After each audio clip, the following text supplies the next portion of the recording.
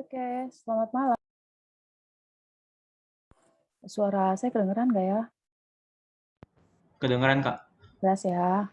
Oke, senang bisa melihat teman-teman nih. Jadi malam ini harusnya Kogren ya, panggilannya Koko ya. Koko atau Bapak? Koko.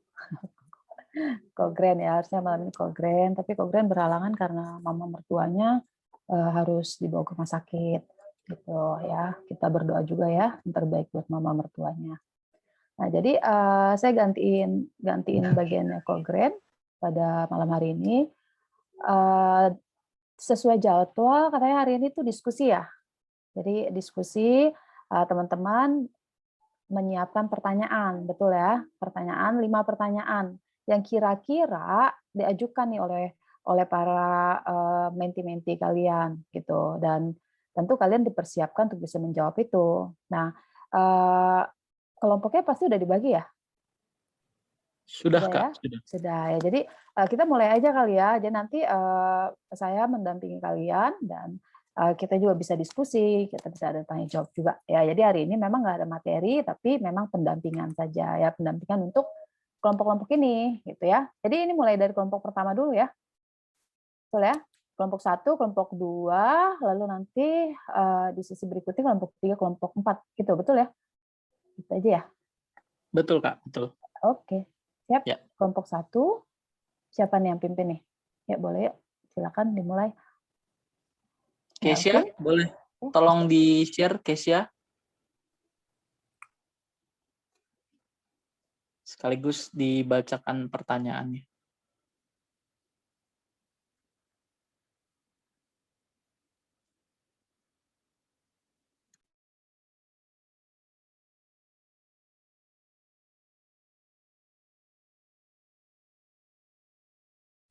Ini langsung baca aja, Kak. Iya, Ya, langsung aja. aja. Oke. Pertanyaan pertama, mengapa tidak dari semula Allah memperkenalkan dirinya sebagai lembaga ilahi? Bukankah Yesus juga mempelajari konsep keilahian agama Yahudi yang menganggap bahwa keberadaan Allah itu satu dalam pengertian numerik atau matematis? Oke, jadi pertanyaannya mengapa tidak dari semula nih Allah memperkenalkan dirinya sebagai lembaga ilahi, gitu ya? Bukankah Yesus juga mempelajari konsep keilahian agama Yahudi yang menganggap bahwa keberadaan Allah itu satu dalam pengertian numerik atau sistematis atau matematis, gitu? Oke, ini siapa yang jawab? Ini teknisnya kita juga belum tahu sih, Kak, mau seperti apa. Oh, oke. Tadi Kogren tuh bilang, jadi gini, jadi dari kelompok itu saling melempar pertanyaan. Jadi misalnya di kelompok 1 kan, nah yang jawab itu kelompok 2, 3, 4 gitu. Jadi sekalian ngetes pengetahuan kalian yang sudah dapat sebelum-sebelumnya. Jadi kan udah dapat tentang sejarah nih, udah kan? Lalu udah dapat tentang apa itu Tritunggal gitu kan. Gitu, jadi teknisnya begitu. Nah, jadi ini Oke. kelompok 1 kan. Nah, pertanyaan ini silakan dijawab oleh kelompok 2, 3, dan 4. Nanti Ini saya bantu nambahin. per kelompok berarti, Kak, ya? Jadi kelompok 1 Ya, sama kelompok 2 misalnya? betul. Oke. Tuh. Kalau ini kan kelompok 1 dulu ya. Jadi yang jawab Betul. 2, 3, 4. Nah, gitu. Dan Boleh dilempar di kelompok 2, 3, 4? Apa hanya satu kelompok saja, Kak? apanya? Pertanyaannya, dilemparnya? Oh iya, ini dilempar jadi ini kan kelompok 1. Kelompok 1 melempar pertanyaan ke kelompok 2, 3, dan 4. Jadi seolah-olah mereka mentinya gitu. Atau mau Oh, oke. gimana? Soalnya tadi Kogren ngomongnya begitu sih. Atau mau mau Disepakati saja, Kak, nggak apa-apa. atau begini, ini Baiknya pertanyaan yang seperti apa? dijawab oleh kelompok 2, 3, 4 gitu. Nah, kelompok 1 sendiri ini tahu jawabannya nggak ini? Oh enggak, oke. Oke, berarti kelompok 1 bertanya, yang jawab itu kelompok 2, 3, 4. Dah gitu aja ya. Nanti kelompok 2 bertanya, yang jawab kelompok 1, kelompok 3, kelompok 4. Gitu. Oke? Jadi silakan kalau ada yang bisa menjawab selain di kelompok 1. Berarti kelompok dipastikan sekali lagi ya, Kak? Berarti Ya. dipasangkan ya kelompoknya, Kak, ya? Ya. Kelompok 1 dengan kelompok? Oh mau gitu aja ya? Saya pikir tadi dirembuk aja. Ini pertanyaan kelompok 1 dijawab oleh kelompok 2, 3, dan 4. Itu nanti kelompok Iya juga 2 sih. yang jawab gitu. Biar rame-rame gitu ya, saling topang. Oke deh. Jadi Boleh Kak, semua boleh. dapat Setuju, ya. setuju. Oke, silakan dari kelompok 2, 3, dan 4. Atau boleh kita kelompok 1 ada berapa pertanyaan? 5 ya? Boleh nggak ditampilin semua? Terus mereka sambil cari-cari gitu ya? Biar nggak terlalu lama juga kan? Lanjut ke pertanyaan 2 dulu ya. Ya, ya. Oke. Pertanyaan 2. Struktur Allah dalam lembaga ilahi, alat Trinitas itu ingin menggolongkan tentang apa? Fungsi atau hierarki? Terus selanjutnya, bagaimana keberadaan Tritunggal seandainya dalam konteks inkarnasi Yesus gagal taat? Terus, bagaimana Roh Kudus disebut sebagai pribadi, padahal Roh Kudus tidak bisa terpisah dengan Bapa? Terakhir, kalau memang istilah atau terminologi Tritunggal tidak terlalu penting, apakah kita dapat menggunakan istilah lain seperti Dwitunggal misalnya? Oke, pertanyaannya bagus-bagus loh. Ya, silakan kelompok 2, 3, dan 4.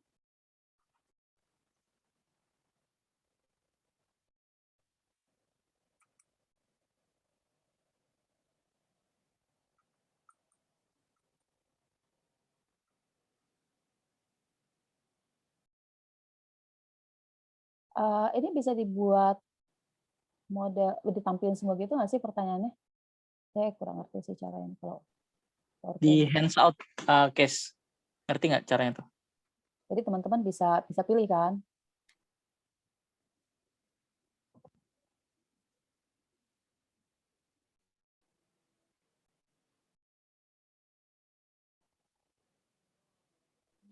Atau dibuat satu slide aja kalau nggak?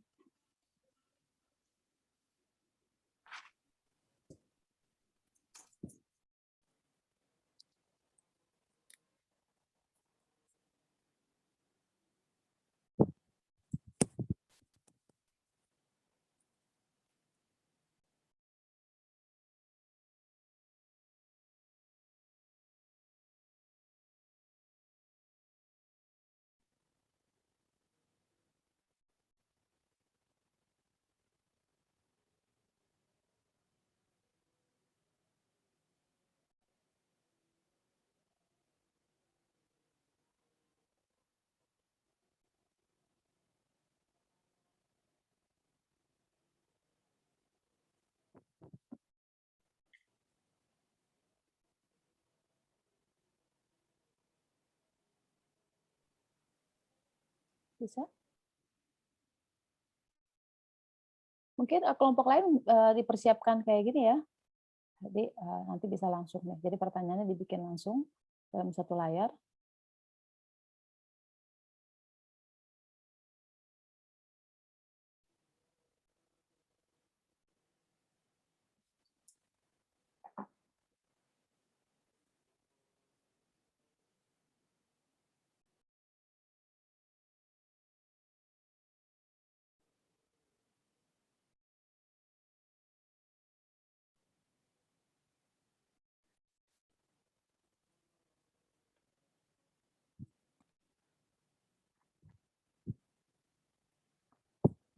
Itu kurang nomor 5 case.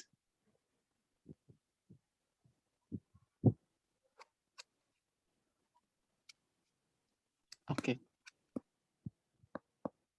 Oke, siapa yang mau mulai jawab?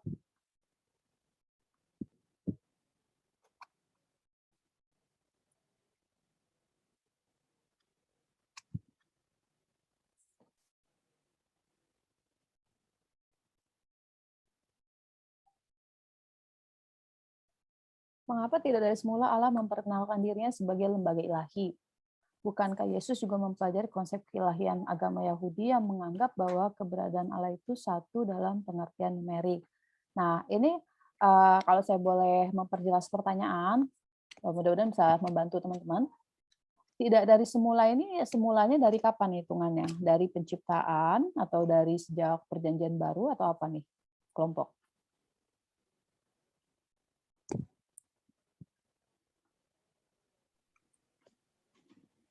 Semula di sini semula dalam arti sejak pertama kali Allah memperkenalkan dirinya. Menurut wahyu pertama yang diwahyukan atau diberikan kepada Musa, Kak. Gitu. Berarti sejak perjanjian lama ya, bukan perjanjian baru betul. ya. Karena Yesus sendiri dikenal di perjanjian baru kan, memperkenalkan dirinya kan. Gitu ya. Jadi ini harus di breakdown dulu nih pertanyaannya biar teman-teman bisa nangkep nih. Itu untuk yang pertama ya. Jadi teman-teman sejak awal mulanya kenapa Allah tidak memperkenalkan dirinya sebagai lembaga ilahi? Nah, kalau lembaga ilahi kan berarti bicara adanya pribadi kan, ada beberapa pribadi di dalamnya, betul ya. Dan ingat dalam PL konsep Allahnya seperti apa? Apakah sudah benar-benar monoteisme, real monoteisme dalam konsep mereka, atau sudah mengenal adanya Allah, adanya anak, atau Roh Kudus atau Bapa gitu ya. Nah, ini juga yang harus dipikirkan nih ketika menjawab ini. Betul. Jadi teman-teman ketika diberikan pertanyaan harus bisa membreakdown juga pertanyaannya, jangan tergiring. Nangkep ya maksudnya ya, jangan tergiring gitu. Jadi sama aja misalnya kayak bicara tentang kok Allahnya orang Kristen 3. Nah, harus dijelasin dulu Allah itu apa maksudnya. Terus kenapa kamu mesti nyebut 3 gitu. Nah, ini kan apakah kita harus menjawab sesuai dengan konsep mereka? Nah, itu mengarah ke sana juga. Nah, makanya coba di breakdown dulu nih pertanyaannya nih. Nah, ini untuk nomor 1. Ayo siapa yang bisa jawab nih? Nah, kalau mentinya kayak gitu tuh kritis begitu, ayo gimana nih? Kita bilang, kita berdoa saja ya. Enggak gitu ya. Jadi sini teman-teman berperan bagaimana menjawab nih menti-menti yang kritis-kritis begini nih. Kak, masukan mungkin dirivalkan saja Kak kelompoknya, kelompok 1 sama 2. Jadi biar langsung boleh. terjawab ya.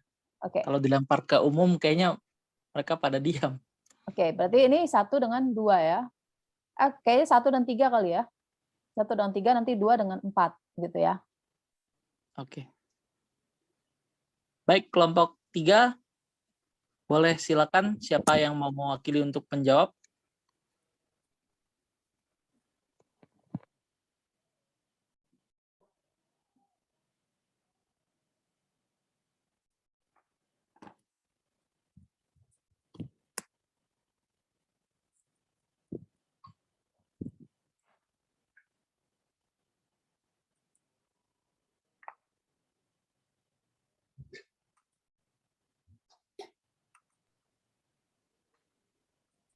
Oke, saya tunjuk aja kali ya. Rio deh.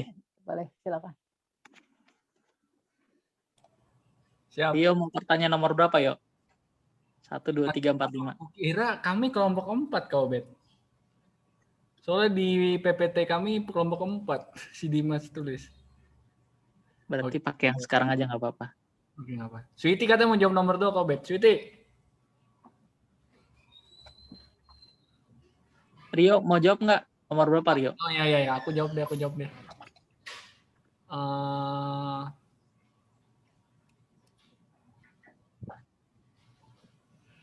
Ini diskusi ya. Ya. Jadi nggak apa-apa kalau salah ya, Kak, ya maaf. Nggak apa-apa, ini kan kita sama-sama belajar nih. Jawabannya Sweety nomor 2 berarti. Ini nomor 3 sebenarnya nomor 3 sama nomor 5 menurutku nyambung, Kak. Karena kalau misalnya kita jawab nomor 3 itu menjawab nomor 5. Coba jawab dulu nomor 3. Waduh. Kalau misalnya nomor 3, bagaimanakah keberadaan Tritunggal seandainya dalam konteks inkarnasi Yesus gagal taat?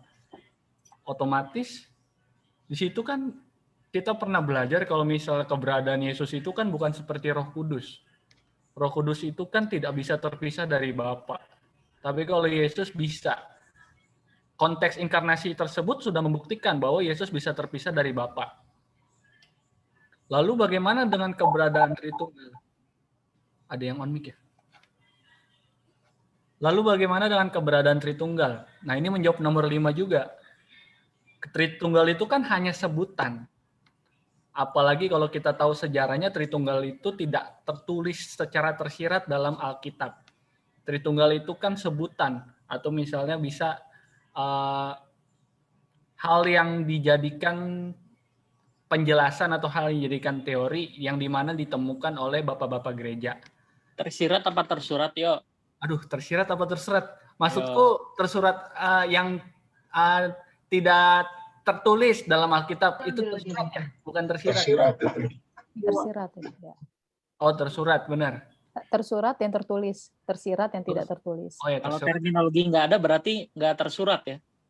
Iya, karena tidak ada sebutan Tritunggal dan itu dibuat oleh atau dirumuskan oleh bapak-bapak gereja, otomatis pertanyaan tentang keberadaan Tritunggal atau kita bisa menjawab nomor 5, istilah itu tidak dipermasalahkan.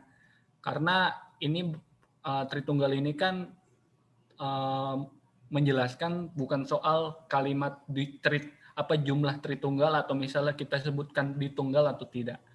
Kalau menurutku, seandainya konteks inkarnasi Yesus gagal taat, dalam konteks keberadaannya, otomatis ya hanya ada Allah Bapa dan Roh Kudus saja, tidak ada Yesus di dalamnya. Karena kita bisa lihat dari konteks konteks inkarnasi pun Yesus sudah terpisah sebenarnya. Tapi di sini dalam artian Yesus masih dalam artian Yesus gagal taat. Kalau gagal taat berarti dia tidak masuk lagi dalam keberadaan Allah Tritunggal. Itu kalau misalnya jawaban dari aku.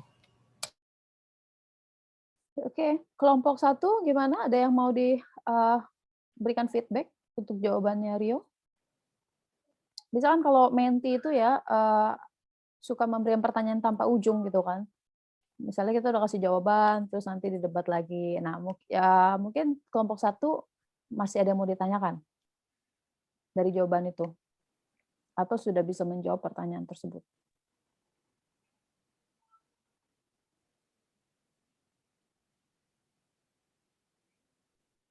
Kalau berdasarkan konsep yang kita pelajari ya, pasti jawabannya akan ke arah sana juga sih. Jadi nggak mungkin beda ya. Kecuali kita punya satu konsep yang beda baru. Saya setuju sih, setuju. Setuju ya, setuju dan jawaban itu ya. Ya.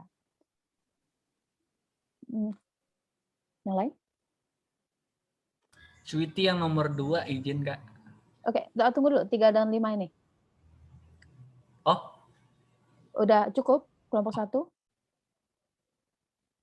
Yang lain gimana teman-teman? Ada Keisha, ada Yosua,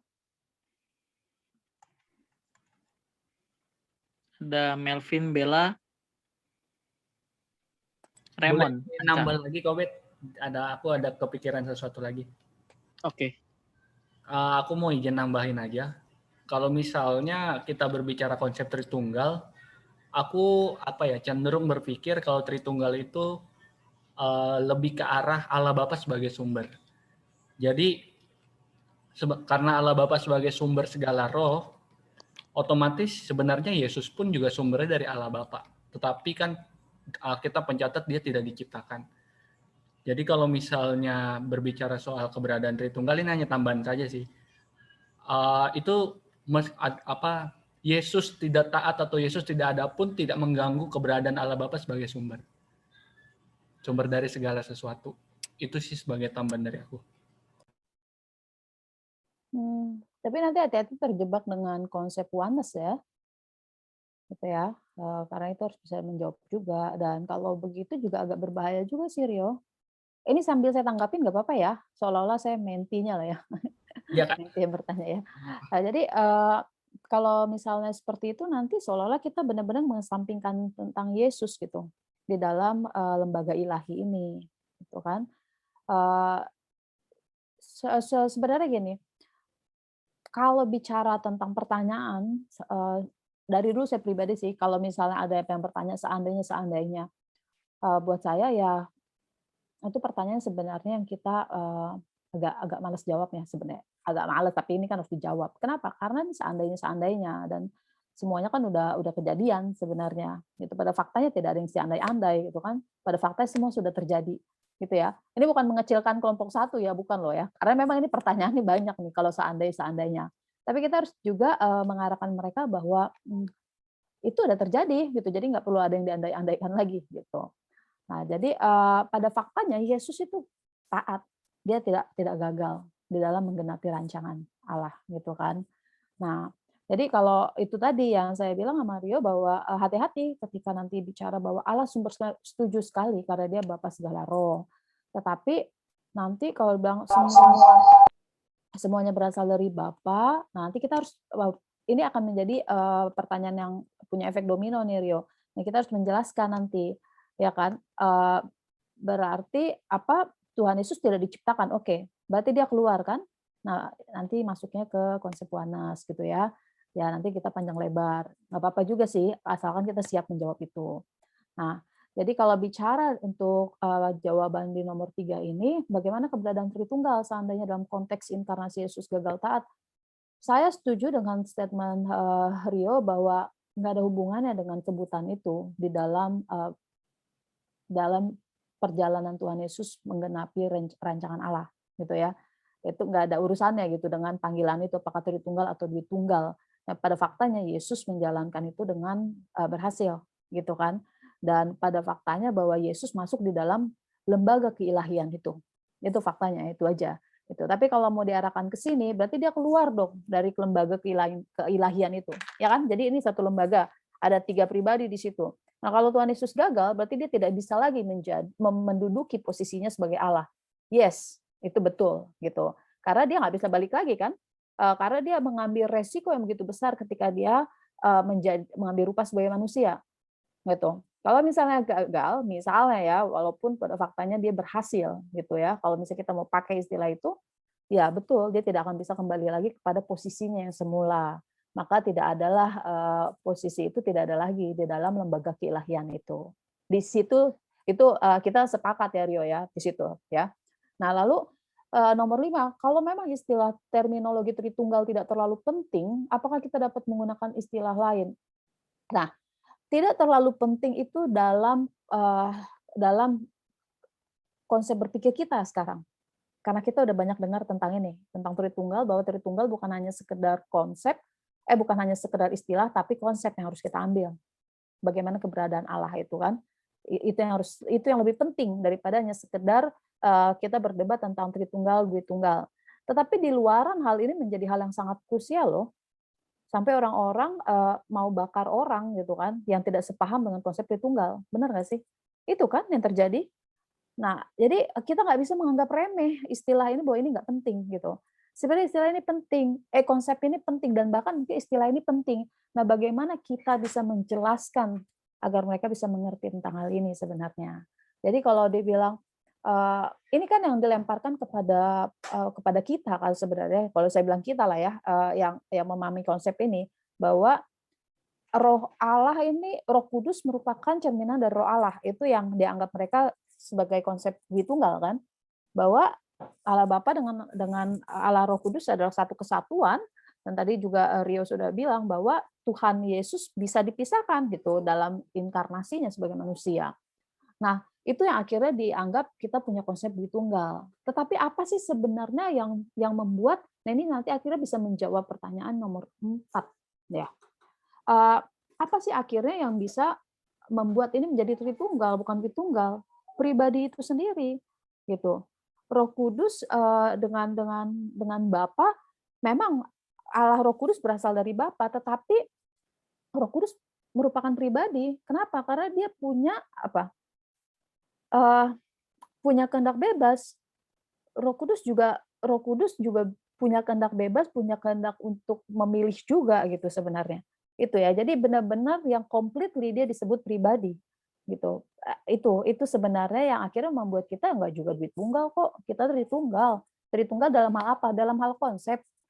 Ada pribadi Allah, ada pribadi Allah Bapa, ada pribadi Allah Putra, dan ada pribadi Allah Roh Kudus.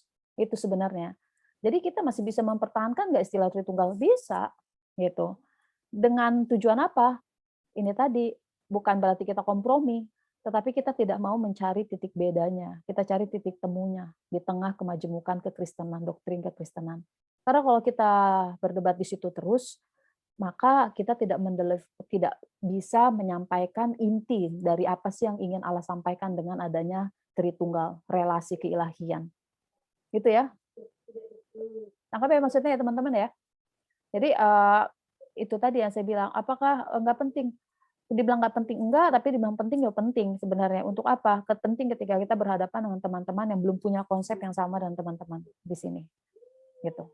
Karena ini terus jadi perdebatan kan? Itu aja sih. Nah, oke. Itu Obed, mungkin saya bisa bantu di situ. Silakan lanjutkan. Oke. Kelompok 2 masih ada pertanyaan yang mau dijawab? Nomor 2 belum dijawab ya tadi ya. Tadi Sweety katanya mau jawab ya. Nomor 2 dan 4. Silahkan.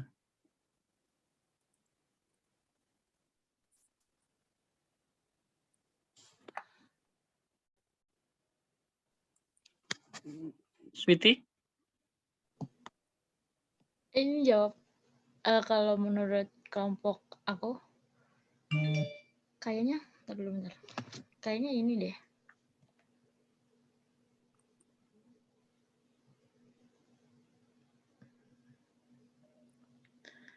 Kayaknya apa?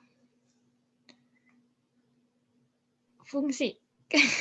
Menurut yang udah aku pahamin.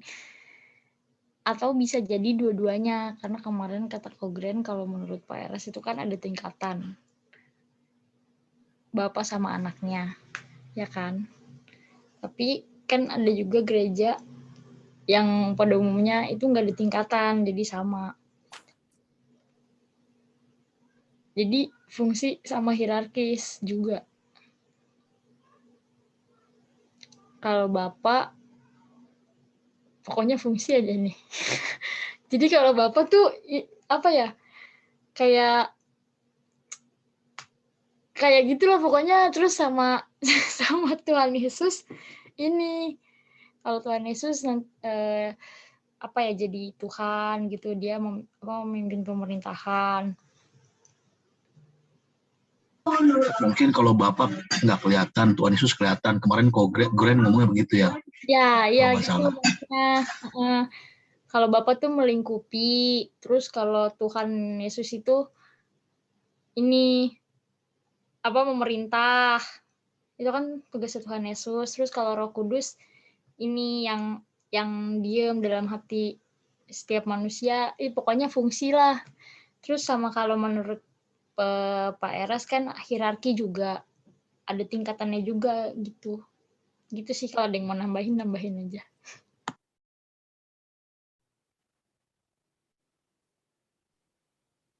Kelompok 1 yang lain ada yang mau menyanggah? Jos, Anca, Raymond, Bella, Kesia, Gaby.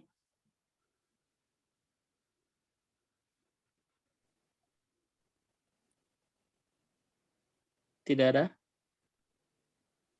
Oke. Kalau gitu lanjut deh, nomor 4 deh. Karena masih ada 3 kelompok lagi ya. Sebenarnya mau sanggah, cuma ingat kelompok lain. Nomor 4 belum dijawab nih. Nggak usah Itu disanggah, kalian kenapa? Kalau Opski tambahin aja. nggak, udah jawab nomor 4 aja lah. Nomor 4. Mungkin dari kelompok yang lain, kelompok 3 lain, Dimas, Noel, Kadostro, Cenatas, Tania. Ada yang mau jawab? Noel kayaknya, Kobet. Ya, silakan. Tanpa ditunjuk ya, teman-teman. Langsung aja sikat.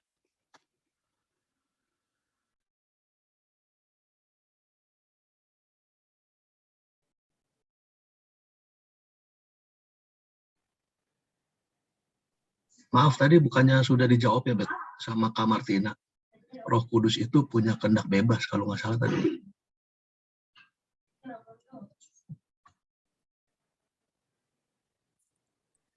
Nomor Iya, 4 tadi. udah saya singgung sih. Oh, tadi udah ya? Oke deh. Itu nomor 1 kali Itu ya. berarti Belum ya? udah selesai nih Nomor 1 belum ya? pertanyaannya. Kenapa, Kak? Nomor 1? Oh, nomor 1 belum ya? Belum. Tadi saya cuma ngarahin doang sih ya. Oh, oke. Berarti tinggal nomor 1 nih.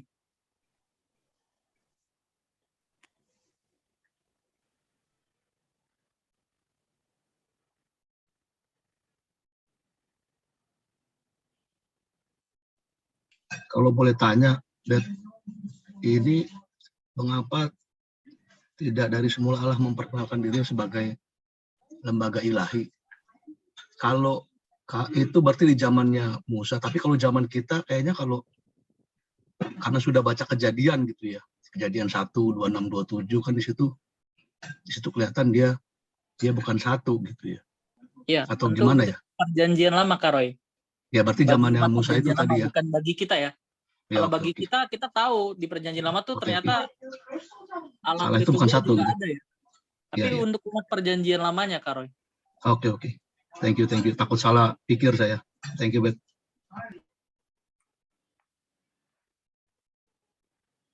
Aku deh biar cepet jawab kok, Bet. Biar lanjut ke kelompok lain. Kalau berdasarkan konteks umat perjanjian lama, mereka kan termasuk yang apa namanya? Kalau kita kan dalam zaman anugerah kan kita bisa mengenal, bahasanya mengenal siapa Allah yang benar, dan di dalam lembaga Allah itu ada siapa aja, kan kita yang mengenal. Kalau misalnya umat perjanjian lama kan hanya mengenal yang namanya Elohim Yahweh, dan itu pun mengenalnya hanya dalam bentuk jumlah, bukan mengenal dalam arti mengenal pribadi. Maka kalau pertanyaan nomor 1, mengapa tidak dari semula Allah memperkenalkan dirinya? Ya balik lagi. Kalau umat perjanjian lama itu apa ya?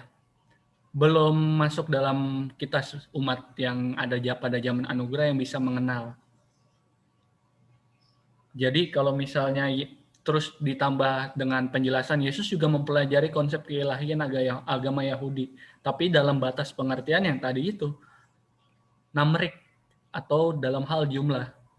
Dan kalau misalnya kita mungkin selidiki kan, kita bisa jawab kalau misalnya berdasarkan kalimat aslinya itu kan, kalimatnya itu menunjukkan lembaga ya. Tapi kemarin dijelasin sama Kogren kan, itu berbicara soal plural majesty, yang dimana kalimat kita itu menunjukkan mereka agama Yahudi itu menunjukkan mengenai kebesaran dari plural majesty itu.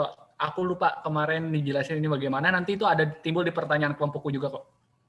Jadi menurutku seperti itu. Pertama alasannya karena umat perjanjian lama ya tidak termasuk kita sebagai umat yang berada pada zaman anugerah yang bisa mengenal.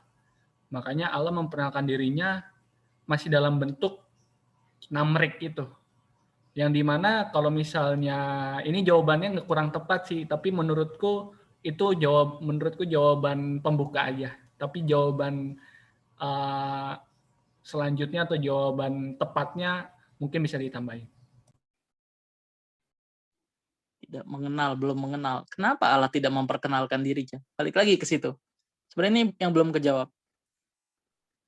Ya. Kalau umat perjanjian baru kan mengenal tadi ya. Oke, Kak. Silakan, Kak. Ya. Jadi sebenarnya kalian udah belajar kali ya kayak kemarin bahwa Elohim Yahweh, kata Elohim itu sendiri kan sebenarnya dikenal ya dalam konteks umat perjanjian lama, betul ya? Elohim itu bukan hanya untuk sesembahannya orang Israel loh. Elohim itu disembah juga oleh bangsa-bangsa lain. Elohim, tetapi yang disembah oleh bangsa Israel adalah Elohim Yahweh gitu. Dan kemarin juga tahu ya udah dikatakan bahwa plural majesty ya. Nah, itu jamak sebenarnya, tapi jamak di dalam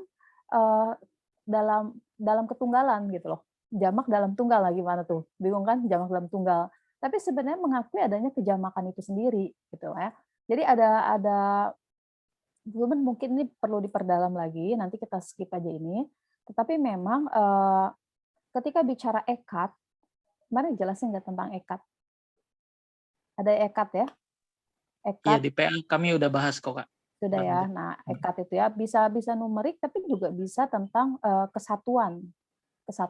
Nah, itu sebenarnya yang dipahami oleh umat perjanjian lama gitu. Jadi kenapa Allah tidak memperkenalkan dirinya sebagai lembaga ilahi? Mungkin dalam konsep mereka sudah mengerti itu. Cuman mungkin nggak istilahnya bukan lembaga ilahi ya. Kenapa? Karena sudah ada konsep kejamakan kan di dalam Elohim itu sendiri, gitu loh. Kita aja yang taunya, mereka baru tahu ya karena kita baru belajar. Well, dalam pemikiran mereka, apakah benar mereka nggak tahu adanya lembaga ilahi? Saya Saya sih berpikir nggak juga, karena ada Elohim itu sendiri, gitu. Elohim, Yahweh itu sesembahan mereka, gitu ya. Mungkin itu sebagai pengantar. Nanti kita bisa perdalam lagi itu nanti, ya, biar masuk ke kelompok 2. Gimana kelompok 1? Boleh begitu? Oke Kak, lanjut aja. Ya, makasih Kak untuk penjelasannya.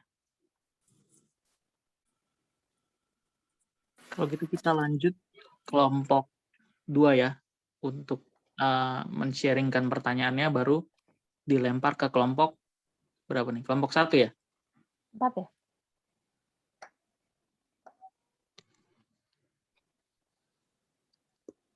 Silakan kelompok 2.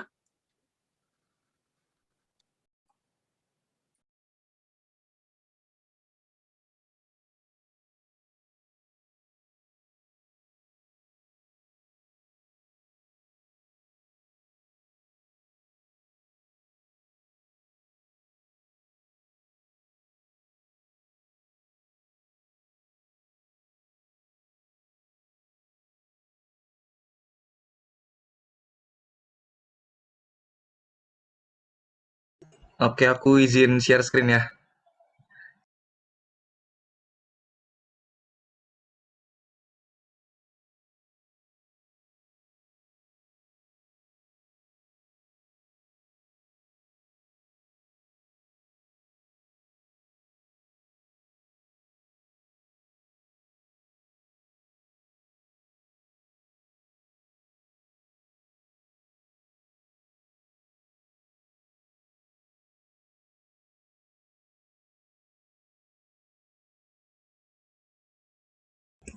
Oke, selamat malam Kak Martina, selamat malam juga untuk kakak-kakak dan teman-teman. Jadi untuk dari kelompok 2 kemarin di minggu lalu kami udah mendiskusikan, dan ini adalah 5 pertanyaan yang kami akan lontarkan kepada kelompok 1.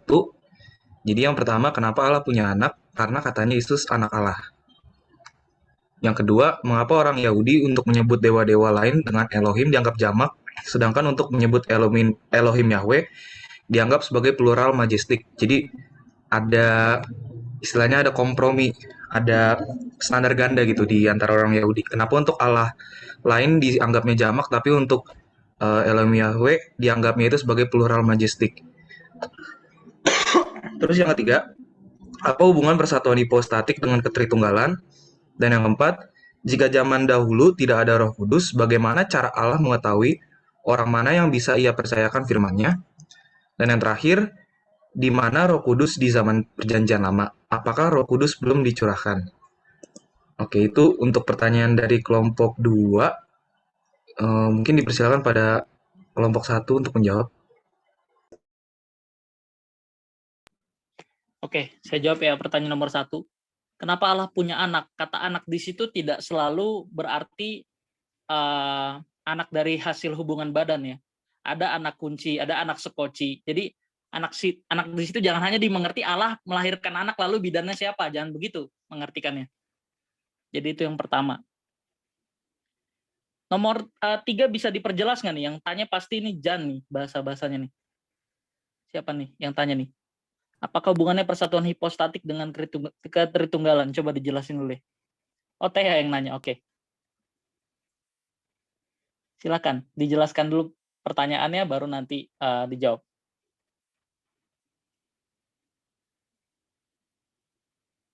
Di zaman, oke, nomor 45 saya jawab dulu ya. Nanti saya bagi ke teman-teman yang lain. Jika dalam zaman dahulu tidak ada Roh Kudus, bagaimana cara mengetahui orang mana yang bisa ia percayakan firman-Nya? Di Perjanjian Lama, saya percaya itu tetap ada Roh Kudus. Cuma Roh Kudus tidak tinggal, hinggap. Hinggap di mana? Hinggap di mungkin di perantaraan nabi ya, atau imam-imam. Kalau di Perjanjian Baru kan Roh Kudus dimateraikan, artinya tinggal. Ya memang di Kejadian 6 Roh Kudus itu yang seperti yang kita pelajari, Roh Kudus undur ya. Tapi ada juga yang mengartikan Roh Kudus itu tidak undur. Ya intinya di Perjanjian Lama tetap ada Roh Kudus, cuma tidak tinggal, hinggap. Nah, kemudian yang nomor 5, sebelumnya nanti tolong dijelasin nomor 3 dulu ya, pertanyaannya artinya apa tuh. Di zaman Roh Kudus, di mana Roh Kudus di dalam Perjanjian Lama? Apakah Roh Kudus belum dicurahkan, sama aja sih jawabannya sama 4, 5 tadi ya. Kalau nanti saya salah, bisa tolong dikoreksi Kak Martina ya. Nomor 3, saya mau tanya dulu nih. Nomor 2 sama nomor 3 deh. Coba dijelasin dulu.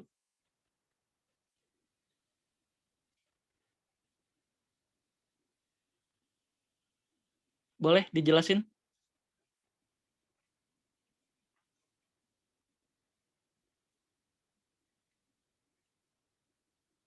Jadi saya bantu jelasin untuk nomor 3. Leon.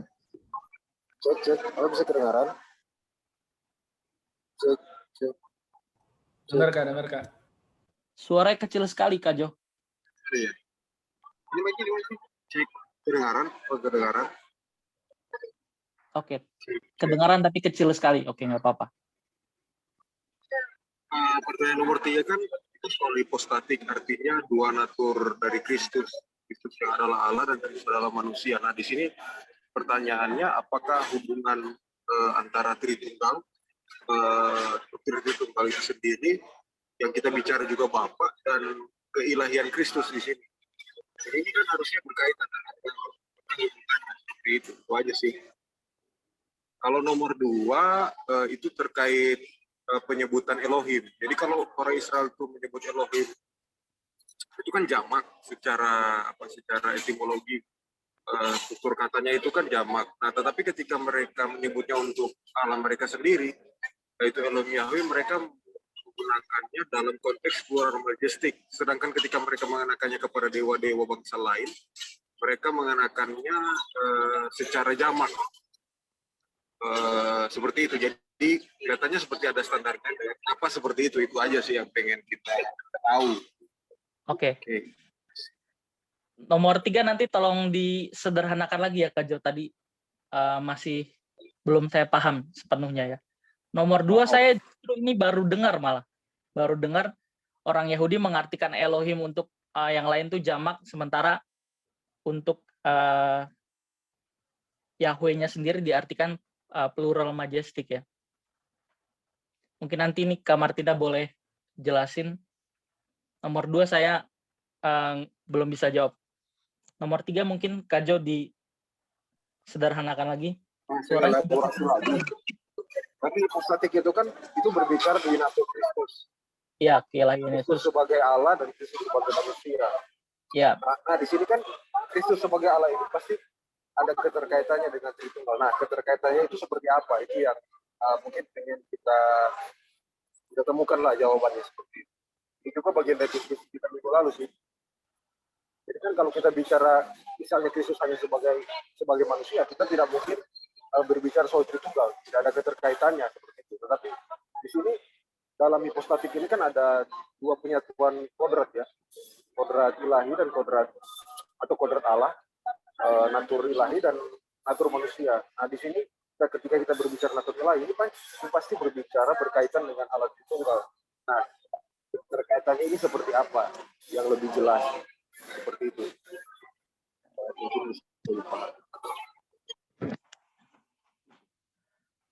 oke. Saya lempar dulu deh ke teman-teman. Mungkin ada yang mau jawab dulu dari kelompok 1. Makasih Kak Jo untuk penjelasan. Sama-sama, brother. Terima kasih juga buat jawaban-jawabannya.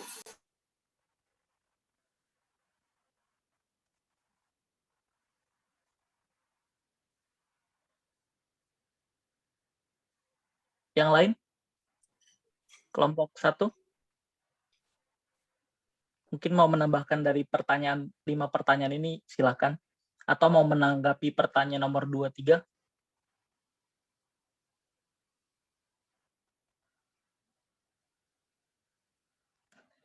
Ini ada yang chat saya nih. Sederhanain bahasanya Kak Obed. Saya nggak paham yang nomor 3. Oke, saya bantu ya. Boleh? Ya, boleh Kak, silakan. Enggak, mungkin hanya penegasan aja sih. Kalau untuk yang jawaban tadi, jawaban dari kelompok 1, tapi mungkin sudah memuaskan ya kelompok 2 ya jawabannya.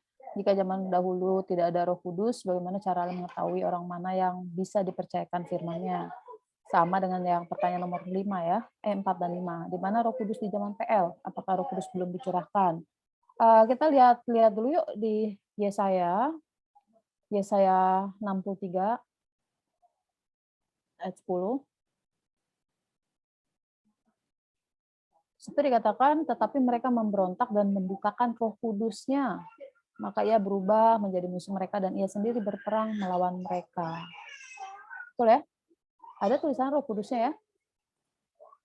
Ya, jadi kelompok kalau kita bisa lihat sebenarnya sudah dikenal belum Roh Kudus? Sudah. Mereka juga sudah tahu tentang konsep Roh Kudus sebenarnya dalam PL. Kalau kita melihat dari apa yang tersurat di dalam Yesaya gitu.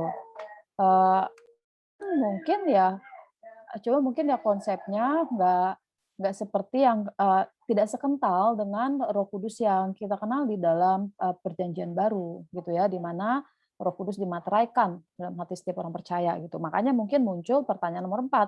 Bagaimana cara Allah mengetahui orang mana yang bisa dipercayakan firman-Nya? Kalau bicara tentang bagaimana Allah mengetahui, siapa sih yang bisa melawan pengetahuan Allah tentang setiap pribadi? Gitu aja sih intinya. Jadi sebenarnya bagaimana Allah mengetahui, ya Allah akan selalu tahu kok mana yang bisa dipercayakan firman-Nya. Bahkan mungkin kita yang brengsek pun mungkin Allah tahu kok sebenarnya kita punya potensi untuk menjadi anak-anak yang bisa dikaryakan untuk melakukan firman-Nya gitu. Karena sebenarnya semuanya berharga kan.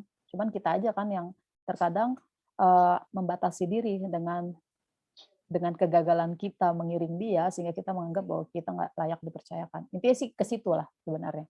Gitu ya, kelompok 2 untuk pertanyaan 4 dan 5 ya. Lalu untuk pertanyaan nomor 1 tadi sudah dijelaskan, saya pikir itu sudah cukup. Lalu pertanyaan nomor 2 ya, nomor 2. Mengapa orang Yahudi menyebut dewa-dewa lain dengan Elohim? Saya pikir ini sebenarnya sama dengan apa yang saya jelaskan tadi. Dari pertanyaan ini sebenarnya kan udah bisa dilihat bahwa orang Yahudi, bangsa Yahudi sebenarnya sudah mengenal kejamakan di dalam Elohim itu. Tetapi Ekat itu sendiri akhirnya mereka mengenal Allah Elohim Yahweh kan. Bukan mereka yang memberi nama kepada Allah itu sendiri, Elohim Yahweh, tetapi Elohim Yahweh itu sendiri yang memperkenalkan dirinya. Betul nggak? Ingat nggak yang perjumpaan Allah dengan Musa? Ya kan? Allah kan yang memperkenalkan namanya kan, bukan orang Israel gitu. Dan itulah yang mau dikenal oleh Allah, ingin dia dikenal seperti itu. Aku adalah aku, gitu kan. Dan Yahweh ini juga merupakan perwakilan dari nama Elohim itu sendiri. Jadi Elohim ini banyak sebenarnya. Bukan Elohim Yahweh saja, ada Elohim siapa, Elohim gitu ya. Nah, itu yang dikenal dengan dewa-dewa itu. Jadi orang Yahudi menyebut dewa-dewa lain, ya mereka menyebutnya dengan namanya mereka masing-masing, gitu tentu. Dan juga menyebut Allah yang mereka sembah, sesembahan mereka dengan Elohim Yahweh, sebagaimana Allah memperkenalkan dirinya. Jadi sebenarnya nggak ada perbedaan sih di situ. Jadi nggak ada standar ganda kalau menurut saya, gitu. Itu Jo. Saya ingin nanya Jo ya. Halo Jo.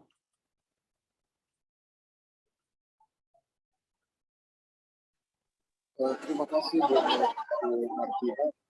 Pertanyaan ini sih memang berangkat dari penjelasan program itu lalu ya. Bagaimana kejadian 1 itu yang ada kata Elohim bukan sebagai jamak, tetapi sebagai plural majestik. Tetapi di sisi lain, saya katakan di kitab Kejadian, misalnya Kejadian 31 ayat 30, ada kata dewa-dewa di situ, itu juga berasal dari bahasa Ibrani Elohim. Nah, di situ mereka menganggapnya sebagai jamak seperti itu. Elohim ini digunakan kepada dewa-dewa lain yang banyak dalam jumlah banyak sebagai jamak.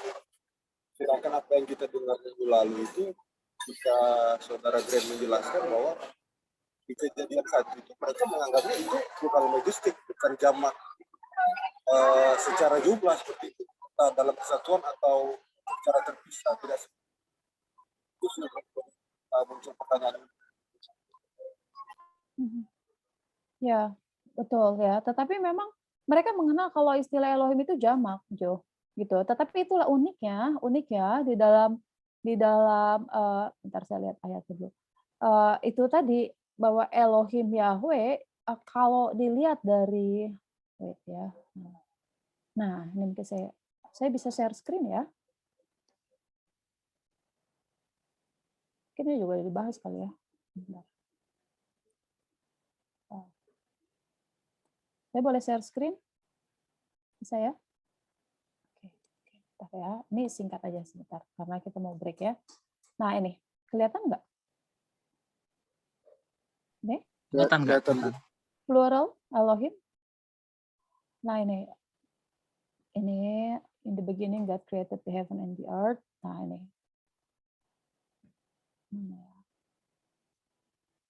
Nah, ini plural kan sebenarnya? Bentuknya jamak kan?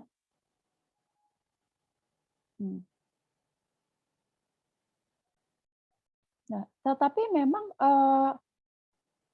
ada sebentar ya. Oke, bukan di sini ya. Jadi ada satu dictionary yang mengatakan bahwa jamak tetapi dibungkus dengan istilah ketunggalan gitu loh. Jadi memang plural, Elohim tidak bisa dipungkiri sebagai bentuk jamak gitu. Jadi dewa-dewa itu juga memang jamak, betul. Tetapi untuk Elohim Yahweh makanya dikenal dengan kata Yahweh itu kan, Yahweh itu ekat gitu loh. Ekat itu dalam numerik mungkin satu, tetapi juga di dalam satu keintiman gitu, ekat, satu kesatuan gitu sebenarnya. Itu yang akhirnya dikenal oleh mereka. Makanya kenapa mereka juga tetap menganggap ada Roh Kudus kan? Betul nggak? Ada Allah Bapa.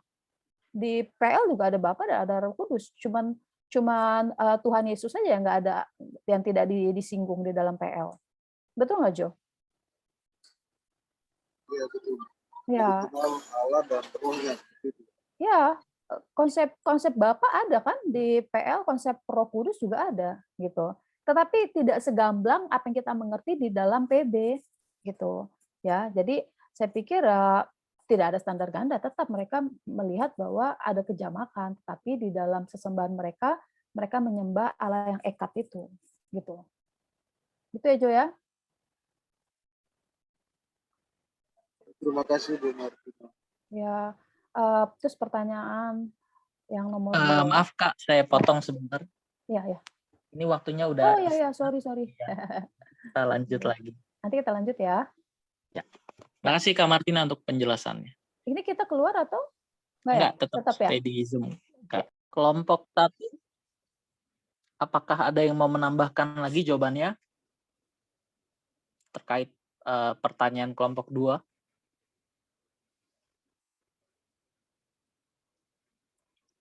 Kelompok 1. Melvin, Bella, Yosua, Anca, Raymond, Kesia, Gebi.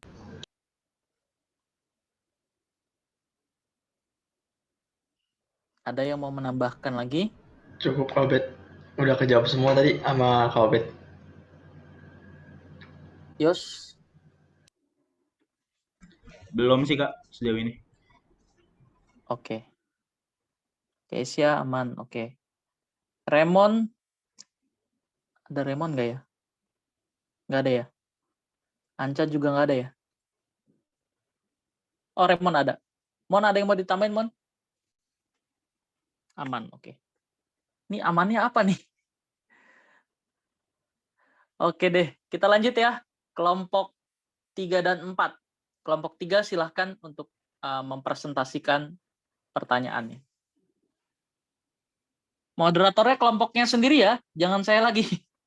Supaya aktif. Silakan. Izin akses share screen dong. Thank you.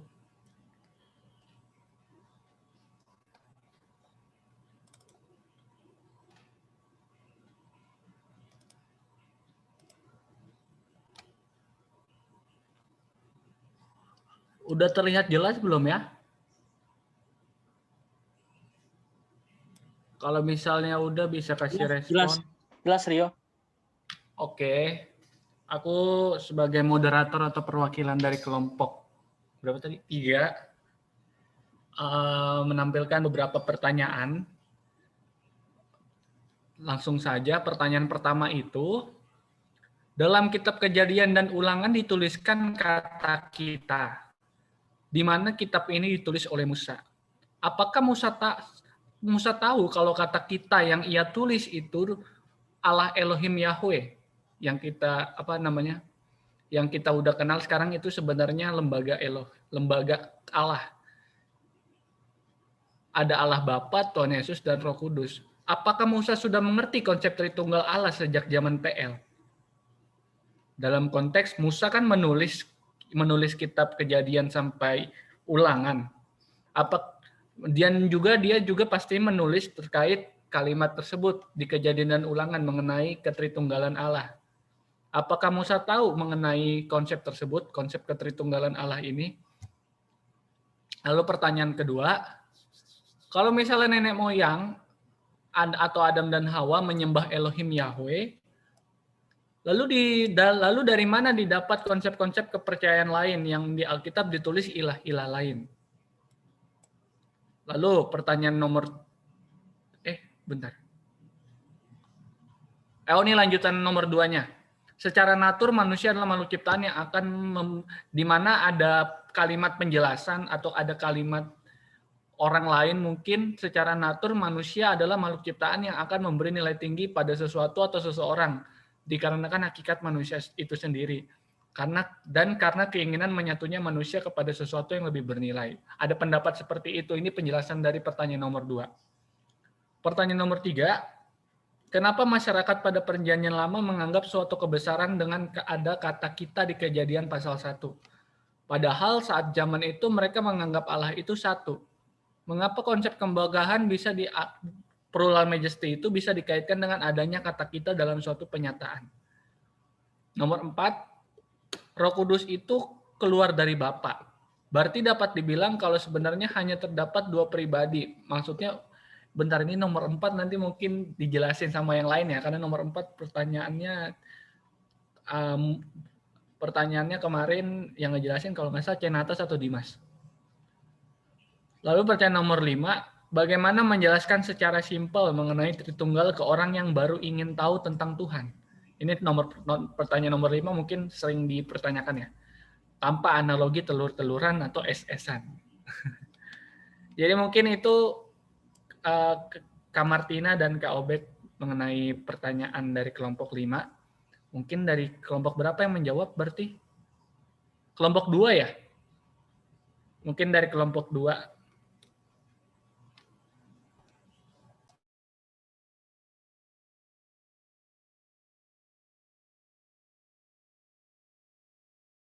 Kelompok 4 yuk.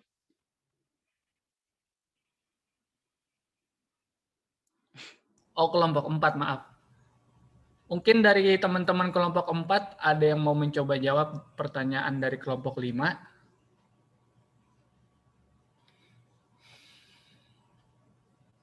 Atau ada yang masih bingung kah dari kelima pertanyaan ini? Nanti biar aku dan teman-teman dari kelompok 3 mencoba menjelaskan ulang terkait pertanyaan yang kami buat.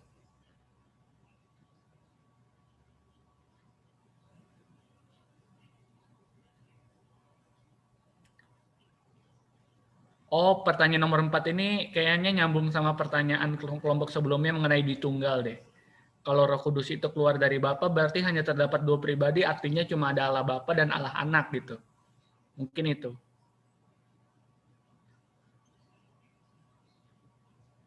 Dari kelompok 4, siapa sih kelompok 4? Ini Karoy belum join ya? Oh, kelompoknya Kak Randy ya, Kak Randy, Iren, Kak Desmond, Kak Roy, Oh iya. Kak Uba, Kopet, sama Cepanes. Oh ya, Karoy, monggo Karoy. Nyoba jawab nomor 2 Rio ya. Iya. Kalau misalnya nenek moyang Adam dan Hawa menyembah Elohim Yahweh, lalu dari mana dapat konsep-konsep kepercayaan lain? Waktu Adam dan Hawa itu masih belum jatuh kan nggak ada konsep agama lain ya. Kejatuhan itu yang membuat ada konsep agama lain sebetulnya kan ya. Karena kejatuhan jadi tidak punya seperasaan yang sama lagi gitu. Tidak punya natur yang kalau dibilang natur yang sama, karena ini kan pakai bahasanya anak natur ya, nggak punya natur yang sama atau naturnya merosot mungkin ya, kan ada nanti kalau meleset ada Ibu Martina nih, semoga meleset saya nggak jauh gitu mungkin.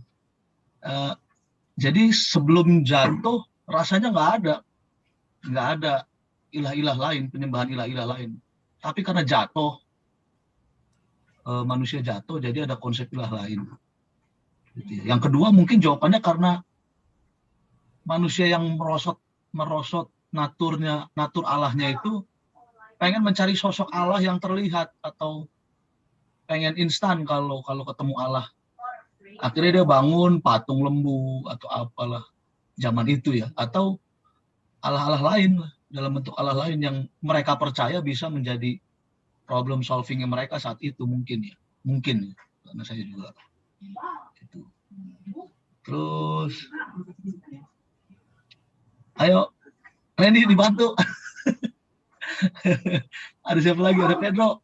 Apa lagi ya? Ini susah nih. Oke, siap Kak Roy. Kalau saya yang 4 boleh deh Kak. Iya, di sini kan pertanyaannya, Roh Kudus itu keluar dari Bapa. Betul. Oh, Roh Kudus itu keluar dari Bapa. Berarti dapat dibilang kalau sebenarnya hanya terdapat 2 pribadi. Maksudnya berarti gak ada bedanya dong. Nah, ini kan udah pernah kita pelajarin.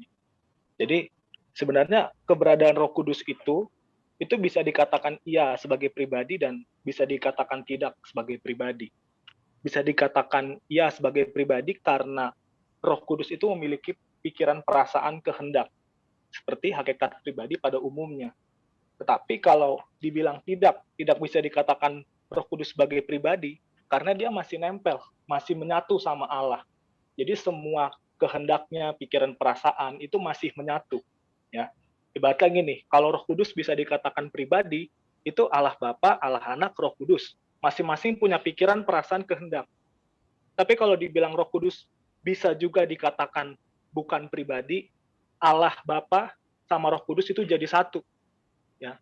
Jadi Roh Kudus pasti tidak pernah memberontak, ya, dari keinginannya, dari pikirannya, perasaannya, selalu menyatu dari keberadaan Allah Bapa. Jadi bisa dikatakan iya, bisa dikatakan enggak. Nah, inilah keunikan dari Roh Kudus itu sebenarnya. Ya.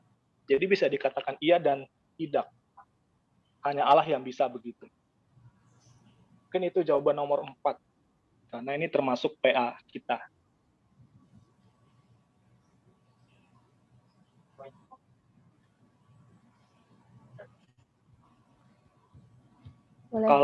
Boleh tanggapin dulu? Oh ya. Atau mau selesaiin dulu? Mungkin saya terakhir deh. Boleh kita tanggapin biar nggak terlalu jauh kan? Ya. Masih ada lagi tadi. Oke. Boleh nggak kalau misalnya kita punya standing point? Standing point atau standing position kali ya. Tapi terserah teman-teman sih. Kalau saya ketika ditanya nomor 4, saya bisa tidak tadi jawabannya. Tapi kalau saya pribadi mungkin saya akan jawab dia pribadi. Saya nggak mau bilang bahwa Roh Kudus itu bukan pribadi. Karena buat saya dia pribadi yang utuh gitu. Buat saya ya, gitu loh maksudnya ya. Jadi kalau misalnya kita, maksudnya kenapa begini? Biar menti-menti kita juga nggak bingung ketika menjawab nanti gitu kan. Kita saklekin aja, oh dia pribadi kok gitu. Terus kalau misalnya tadi yang Randy jawab ya nggak salah juga, karena ketika dia menyatu dengan Allah Bapa kan, ketika dia menyatu dengan Allah Bapa betul. Tetapi bukan berarti kita tidak bisa bilang dia bukan pribadi gitu. Tetap dia adalah pribadi juga. Tapi ke dalam pengistilahan kalau mau dibuat jadi diri tunggal ya silahkan. Mungkin itu Randy ya, kita arahkan ke sana ya Ren. Jadi dalam pengistilahannya aja mungkin yang kita bedakan. Jadi pengistilahannya mau dibilang duit tunggal, tritunggal, go ahead, silakan aja kamu mau sebut apa. Tetapi kalau secara pribadi, yes, dia itu pribadi yang utuh Allah Roh Kudus karena dia punya perasaan kan, gitu. Perasaan yang berbeda dengan Bapa loh, gitu kan. Maksudnya bisa berbeda gitu. Walaupun pada faktanya kita lihat bahwa dia selalu seirama dengan Bapa. Begitu juga Tuhan Yesus kan, gitu maksudnya. Mungkin gitu ya Ren ya. Kak Martina, saya mau tanggapin pernyataan Kak Martina, boleh? Boleh. Ya, terkait standing position tadi, Mm-mm. itu yang tadi Kak Martina katakan itu lebih dalam konteks penginjilan awam, atau Mm-mm. memang ini dari seluruh pemahaman yang sudah diterima sampai sekarang, Kak? Maksudnya penginjilan awam kepada mereka yang Kalau di awam kan betul. taunya Tritunggal ya. Terus Ya, kalau kita bilang 2, mereka pasti bingung tuh. Maka kita perlu punya standing position tadi. maksudnya dua apa nih?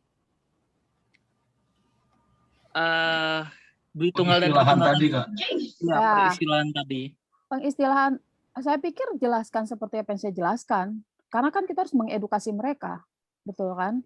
Tuh, jadi kalau misalnya mereka bilang, aduh saya pusing, betul memang pusing karena kita pusing. Mereka pusing karena kita bawa mereka ke dalam terminologi yang nggak ada implikasinya. Itu nanti mungkin akhirnya yang nomor 5 mungkin ya. Gimana sih secara simpel menjelaskan tentang Tritunggal? Kalau ini kan sebenarnya istilah udah lama ini, analogi telur-teloran, SS-an, listrik gitu kan, tenaga listrik gitu kan. Nah, itu hanya untuk mempermudah sebenarnya untuk mereka yang awam. Itu yang tadi Michael bilang kan, yang kamu bilang bahwa kalau penginjilan awam gimana nih, gitu. Makanya kalau misalnya kita tidak mau menimbulkan perdebatan, ya kita singkirkan istilah duit tunggal. Tapi kalau mereka mengangkat istilah duit tunggal, well, go ahead, jelaskan seperti apa yang saya bilang tadi, gitu. Tapi kalau misalnya mereka masih baru nih, tapi mereka tahu bahwa Kristen ini ada Tritunggal, kok Tuhannya orang Kristen 3, nah kita jelaskan itu tadi. Ada pribadi di dalam Tritunggal itu 3 pribadi gitu. Kita jangan bilang 2 pribadi, yang itu tadi kan. Nah, tetapi kalau dalam pengistilahan boleh kita pakai itu Randy gitu. Ini kan muncul karena karena sekarang-sekarang aja rame kan. Pak Eras muncul terus diisukan begitu kan. Kalau dulu ada nggak? Ya dulu malah lebih parah. Oneness gimana? Tapi orang nggak ribut kan tentang oneness. Kenapa sih sekarang nggak ribut tentang oneness? Kalau kita bilang tadi ada kan dibilang, oh semuanya sebenarnya berasal dari Bapa, Allah segala roh. Nah lo gimana? Kok nggak diributin? Gitu. Kenapa sih cuma ribut di Tunggal sama Tritunggal? Nah, gitu maksudnya Michael. Jadi kalau kamu bilang keseluruhan konsep, bisa juga ini adalah konsep komprehensif dari apa yang saya sudah dapatkan. Tetapi kalau bicara tentang penginjilan kepada orang awam, mungkin kita bisa samakan dengan persepsi yang mereka punya. Sejauh mereka mengenal Tritunggal, ya kita jelaskan dengan Tritunggal itu. Tapi kalau mereka sudah ikut-ikutan dengar tentang Duit Tunggal, Tritunggal, ya udah kita jelaskan juga. Gitu. Ini salah satu cara mengedukasi mereka juga sebenarnya. Masalah mereka terima nggak terima, udah balik ke mereka, gitu kan. Itu sih kalau menurut aku. Tapi kalau konteks kita GSKI, apakah itu diperbolehkan atau kita harus saklek standing point-nya Tritunggal atau bagaimana, Kak? Enggak, GSKI tidak saklek begitu. GSKI Tritunggal di dalam hakikat, di dalam relasi, tapi bukan di dalam istilah. Gitu. Tadi yang saya maksudkan, saya hanya ingin mengantar kepada mereka yang awam yang ingin mempertahankan istilah Tritunggal. Jangan kita mempertahankan apa yang menjadi titik beda, tapi cari titik temunya sehingga kita benar-benar bisa menyampaikan pesan Allah kepada mereka. Karena berantem terus nanti kita, Pak Roy. Susah nih. Akhirnya kita nggak nyampe kepada perkenanan Allah nih. Kita hanya debat. Ya udah deh, nggak selesai-selesai. Gitu. Oke, gitu ya. Berarti secara langsung tadi Kak Martina udah jawab tuh ya nomor 5 ya. Nggak ada istilah yang simpelnya ya, Kak. Kayaknya kayak gitu ya. Nggak bisa disederhanakan. Susah. Siap. Mungkin bisa disederhanakan juga kalau orang sudah mengerti konsepnya. Kita bisa ngomong sederhana karena kita udah ngerti konsep. Tapi kalau orang yang masih blank begitu, ini nanti akhirnya jadi meleset sebenarnya. Telur-teloran, SS-an gitu. Tuh. Oh ya, terus lalu yang tadi yang nomor 2 Adam dan Hawa. Nah, ini kan kita harus tahu kronologisnya kejatuhan manusia ya. Nggak ada agama tuh sebenarnya. Adam dan Hawa, bahkan Abraham juga mungkin bukan agama ya istilahnya ya, tapi memang kepercayaan ya, sesembahan mereka gitu ya. Kita aja melabelkan dengan kata agama. Jadi kepercayaan mereka. Dan udah benar tuh yang tadi Pak Roy bilang tuh tentang natur. Tentang natur itu semua akhirnya kejatuhan, ketidaktepatan manusia. Ya, mereka memiliki sesuatu untuk disembah dalam diri mereka. Nah, Lalu dari mana dapat konsep kepercayaan lain? Karena gini, sejak kejatuhan mereka akhirnya mencari gitu. Nah, orang Israel diarahkan oleh Allah Bapa, oleh Elohim Yahweh ini untuk mengenal dirinya, biar nggak tersesat, biar tidak ada sinkritisme. Makanya ketika mereka berperang, bahkan untuk hewan-hewannya pun itu harus dibinasakan. Kenapa? Karena nggak boleh ada sedikit pun yang menimbulkan kecintaan mereka kepada sesembahan lainnya, walaupun itu barang-barang. Ya itu sebenarnya. Ya, jadi memang itu akhirnya dampak dari dosa Adam dan Hawa itu sendiri. Tapi kalau istilah agama tadi mungkin belum sampai kepada agama ya, tapi kepada hakikat keberdosaan itu sendiri dan penyembahan-penyembahan itu. Oke, mungkin bisa dilanjutin ya. Baik, terima kasih Kak Martina dan teman-teman dari kelompok 4. Masih ada 2 pertanyaan yang masih belum terjawab, yaitu pertanyaan nomor 1 dan pertanyaan nomor 3. Mungkin ada yang mau mencoba jawab pertanyaan nomor 1 dan pertanyaan nomor 3.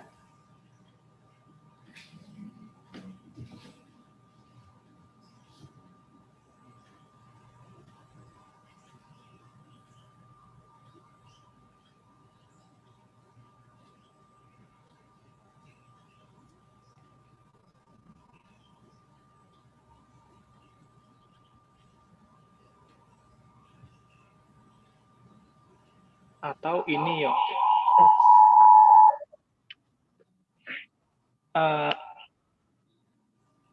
Ada nggak ayat lain yang menunjukkan kalau Musa menulis kata kita selain Kejadian 1 ayat 26? Kalau Rio ketemu. Ulangan itu. Ulangan 5 ayat 2 kalau nggak salah, yang Allah kita itu Esa. Oh, itu ya. Sorry. Kejadian Allah kita itu Esa, mau bicara soal Ekat Esa, sorry. Kejadiannya aja. Oh, hanya Kejadian aja. Oh, yang Kejadian 1 ayat 26 itu ya. Jadi kan konteksnya di sini kan kayak aku berpikir gitu. Terus aku diskusikan ke kelompok 3 terkait kalau misalnya Musa yang menulis terkait kalimat ini, pasti kan Musa mendapatkan pengilhaman, pencerahan, pemahyuan untuk menulis kitab Musa, 5 kitab Musa ini. Lalu bagaimana dengan konteks terkait konsep Allah Tritunggal ini? Apakah Musa sendiri pun sudah mengerti waktu dia menulis itu? Apakah dia hanya seperti mendapatkan pemahyuan lalu dia, oh kata kita gitu.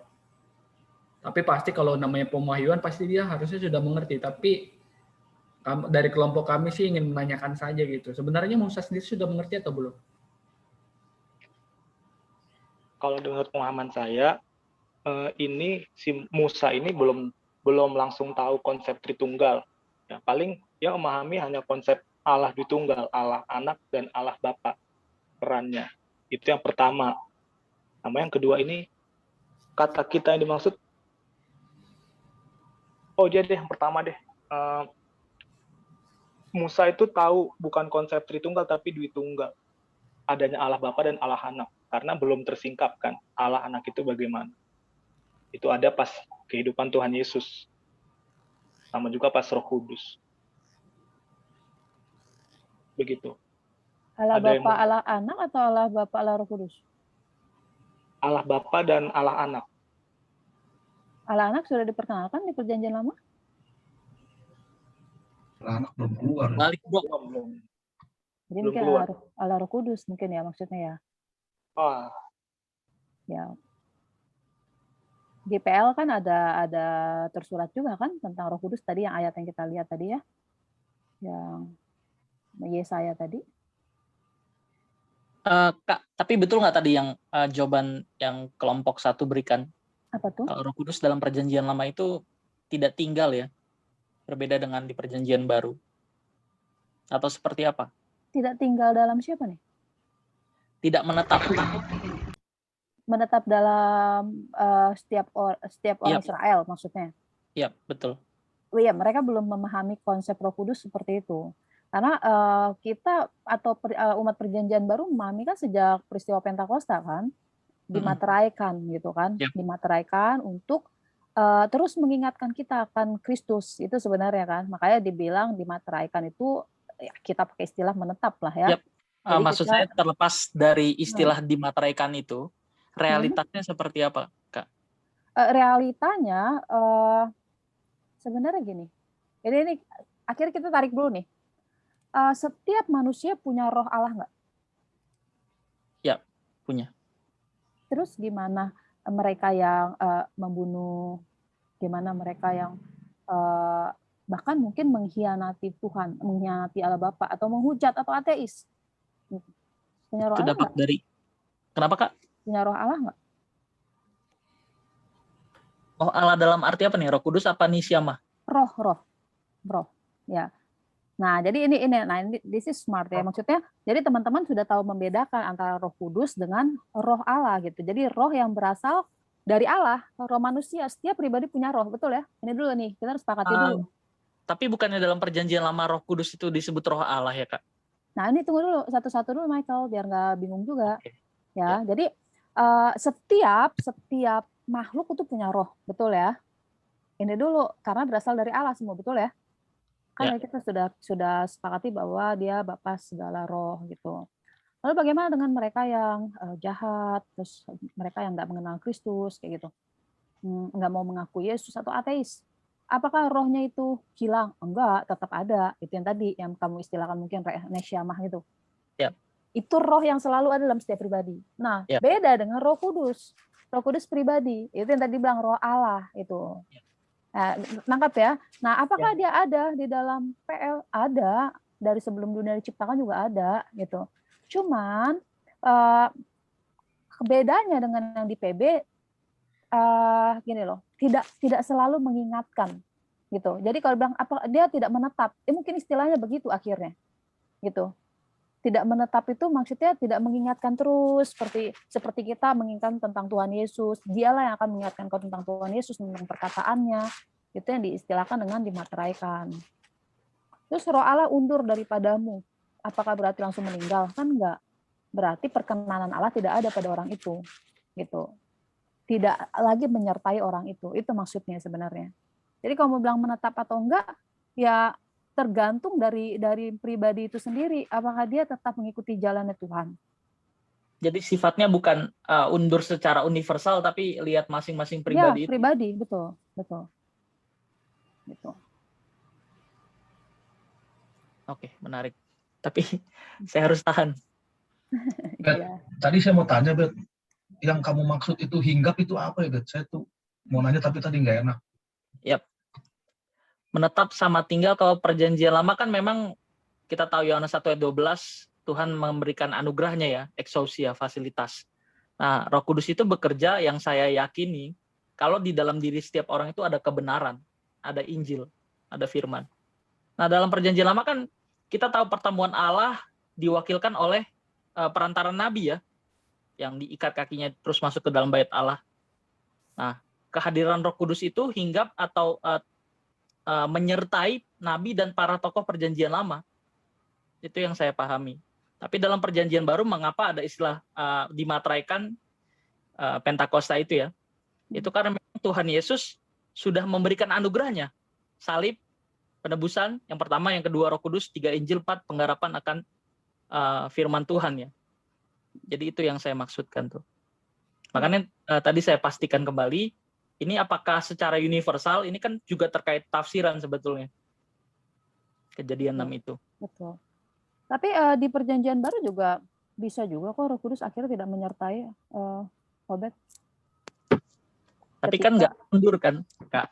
Beda dengan perjanjian lama ya. Apa istilahnya dengan menghujat Roh Kudus? Nah kan ada 3 tahapan ya. Ada mendukakan, ada memadamkan, ada menghujat ya. Menghujat artinya menolak untuk dipertobatkan terus-menerus. Tapi sudah ada belum sebelum? Maksudnya dalam perjanjian lama? Baru, itu kan istilah perjanjian baru. Menghujat Roh Kudus itu istilah perjanjian baru loh. Yap. Ya kan? Nah, sudah ada kan? Yep. Tetapi ketika tidak mau dikasih tahu, akhirnya Roh Kudus bisa nggak keluar dari dia? Maksudnya tidak menyertai lagi? Selama hidup yang saya pelajari tidak. Jadi penyertaan itu sampai dia akhir hidupnya ya. Oh, Sifatnya. 15 menit lagi, sayang banget. Ada doa malam Kak. Iya, sorry ya. Aduh, Memang kan menarik sayang ya. banget. Tapi next week kan saya juga ya. Iya. Kalau nggak keberatan kita bisa bahas juga sih kalau mau. Tapi ya lihat nanti. Silakan. Ya, cuma maksudnya gini, kalau misalnya punya konsep begitu, nggak apa-apa sih Obed. Cuman ini harus hati-hati juga. Pada akhirnya nanti jatuh kepada bahwa keselamatan itu akan selalu menjadi bagian orang itu walaupun dia tidak mengikuti kehendak Tuhan. Nangkap nggak maksudnya Obed? Nah, Iya. itu agak bahaya juga Bet nanti Bet. Gitu. Jadi orang yang culas nih akhirnya punya konsep gue sesuka-sukanya juga tuh nggak akan pernah hilang keselamatan itu kan. Gitu. Tapi nanti ini akan jadi pembahasan yang panjang karena kita akan bicara keselamatan dan segala macam lah panjang. Gitu. Tapi secara shortcutnya ya kayak gitu Bet. Gitu. Kalau misalnya kita punya konsep begitu, nanti istilah menghujat Roh Kudus itu nggak berlaku Bet untuk orang-orang yang tidak mau mengikuti perintah Tuhan. Gitu. Nah ini kan kalau dibuka ya kasus ini berarti kita bahas tentang standar ya. Standar orang percaya kan dan orang non percaya kan beda ya. Jadi peran Roh Kudus itu juga terlibat di situ tuh. Nah makanya itu nanti ya betul. Nanti ini bisa panjang sih. Karena bicara keselamatan di luar Kristen nanti itu akhirnya tuh. Gitu. Apakah Roh Kudus berkarya di situ? Memperkenalkan Allah sebagai apa nih nanti? Kan mereka nggak kenal Tuhan Yesus, tapi ada Roh Kudus nggak? Ya mereka punya roh yang Allah juga bisa mengguidance mereka sesuai dengan pengertian mereka. Gitu. Tapi Roh Kudus loh Kak yang saya tanya Kak, bukan Nisiama loh. Nah makanya nanti di luar akhirnya orang kaya itu disertai Roh Kudus. Roh Allah, mungkin Roh Kudus gitu ya. Oke. Ya. Gini ya. Kalau menurut saya iya, tapi dalam sebatas konsep mereka gitu loh, sebatas seberapa mereka mengenal Allah dan bagaimana mereka membahasakannya. Kalau kita udah jelas Bet, ya kan, Tuhan Yesus, terus istilah-istilah itu kita jelas, tetapi mereka taunya sebagaimana mereka punya pemahaman itu gitu. Siapa sih yang bekerja? Ya kalau menurut kita ya Roh Kudus. Sekarang kan nggak ada pribadi yang hidup sebenarnya, menurut saya loh. Nggak ada pribadi yang hidup selain Allah Bapa, Elohim Yahweh itu dan Roh Allah yang menyertainya. Kalau gitu. Begitu apa bedanya dengan kondisi sebelum Tuhan Yesus datang? Kan belum ada Roh Kudus dimateraikan di sana kan? Nah itu tadi yang saya bilang, Roh Kudus sebagai pribadi kan bukan dimateraikan, makanya bisa pergi, bisa undur, bisa. Makanya saya nggak setuju kalau di PB selalu menetap, di PL bisa pindah-pindah gitu. Enggak juga. Depends on the person, tergantung pribadinya. Makanya tadi Obed juga mengarah ke sana kan. Berarti bukan universal ya Kak, pribadi. Iya, betul, pribadi. Gitu. Gitu, Bet. Oke. Kita tutup kasusnya di sini dulu, Kak. So sorry ya, teman-teman. Ini kelompok 4 nggak jadi nggak ini ya. Oke, silakan dilanjutkan. Maaf, teman-teman. Terima kasih. Masih ada pertanyaan nomor 1 dan 3 yang belum dijawab, tetap sama. Ya, cuma ini perlu diperjelas, kemegahan itu apa ya maksudnya ya? Kemarin itu yang kami tangkap itu soal yang plural majesty itu, Kak. Itu kan memang predikat yang kita berikan kepada sesembahan kita ya, majesty itu kan. Even though dia bukan plural, even though dia cuma tunggal, tetap aja majesty, Tuhan gitu kan. Jadi maksudnya, saya masih belum nangkep nih kemegahan itu. Karena memang dia sesembahan ya memang harus diagungkan. Terlepas misalnya ya, walaupun kita tahu bahwa itu jamak ya, kalau dia tunggal. Jadi kita di situ diartikan sebagai kebesaran Allah, Kak. Yang diartikan sebagai plural majestic itu. Bukan kita dalam arti secara keberadaan matematis itu. Tapi bicara soal kemegahan tadi ya, kebesaran Allah. Kemarin yang dijelasin begitu sih. Oh, iya. Cuman maksudnya kenapa? Oh boleh mungkin nih Jo mau kasih tanggapan. Silakan Jo. Kedengaran, halo? Ya, kedengaran. Kedengaran, Kak. Mungkin kelompok kelompok ini, kelompoknya Rio, mungkin agak kurang paham ya atau salah mengerti soal yang plural majestic. Jadi plural majestic ini bukan terletak pada kata kitanya, Rio, tapi pada kata Elohimnya. Nah, di kata kita sendiri, kenapa mereka memakai kata kita di Kejadian 1 itu banyak sekali tafsiran. Kalau menurut pandangan gereja pada umumnya, bahwa kata kita itu mengisyaratkan akan sudah adanya pribadi-pribadi Allah Tritunggal. Nah, sedangkan kalau saya mendengar berbagai tafsiran Yahudi sendiri, bahwa kata kita itu adalah sidang ilahi antara Allah dan malaikat-malaikatnya. Tetapi dalam tradisi gereja Timur, pandangan seperti itu dianggap bidat. Ada namanya bidat Saturnilus itu di abad 1. Itu menganggap bahwa kata kita di Kejadian 1 itu adalah sidang ilahi Allah dan malaikat-malaikatnya. Nah, gereja Timur pada waktu itu tidak menyetujui hal itu dan menganggap bahwa pandangan seperti itu adalah bidat, dan pandangan seperti itu juga ada pada orang-orang Yahudi. Itu yang sejauh yang saya tahu seperti itu.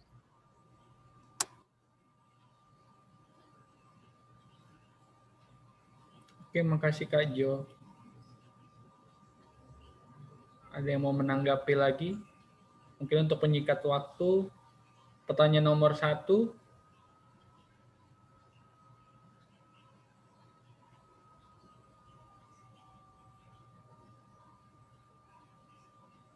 Dari kelompok 4 terlebih dahulu atau mau dilemparkan kelompok lain, boleh? Ada yang mau mencoba menjawab pertanyaan nomor 1? Kalau ini tadi Randy udah jawab, bentuknya pewahyuan dan bisa jadi Musa tahu ada Allah Bapa dan Allah Roh Kudus, tapi ada pemikiran kedua yang saya dapat, bisa aja dia diilhaminya seperti ini dan dia cuma tulis gitu, seperti orang yang taat udah tulis gitu. Bisa jadi seperti itu, Rio. Bisa jadi ya, tapi saya kan belum begitu paham, baru mau belajar. Mungkin ada tanggapan yang lain. Makasih Kak Roy. Dari kelompok 4 yang lain, atau mau nggak bisa lanjut pertanyaan kelompok 4 ya? Udah 10 menit lagi. Tadi bukannya nomor 1 udah dijawab sama Randy ya? Yuk.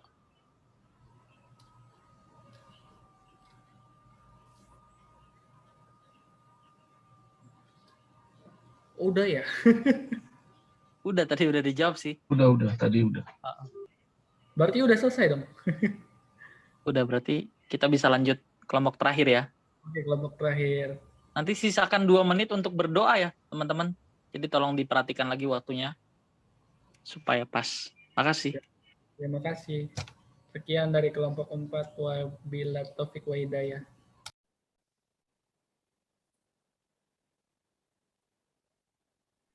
Kelompok 4, silakan. Siapa jadi juru bicaranya? Silakan.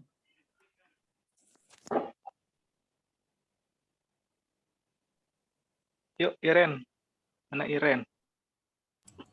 Yuk, sisa 12 menit lagi, guys.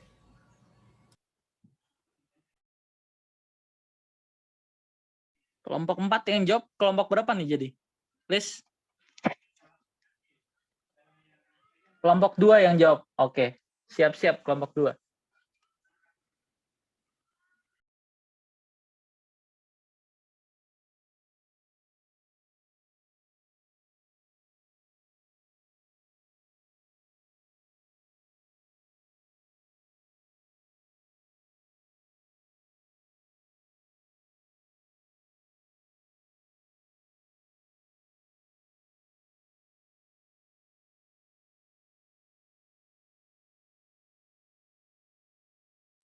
Ini emang belum muncul atau di aku doang belum muncul ya? Belum muncul.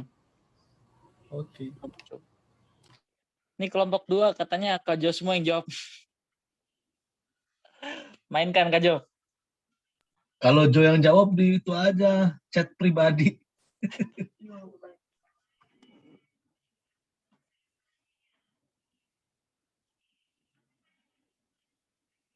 Atau nggak dibacakan saja boleh? Kalau terlalu lama, share screen ya. Bentar tuh Iren baru itu tuh.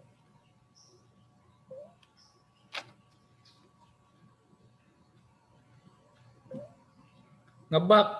Di end aja, Ren. Di end share screen coba terus. Di copy, bisa nggak di copy dari PPT ke chat? Atau ke notepad terus baru di share screen? Nggak bisa juga di share screen ya. Atau Kayaknya dibacain aja deh, waktunya udah nggak cukup. Sempat Di copy kayaknya kalau aja. kopas ke chat ya. Kopas ke chat.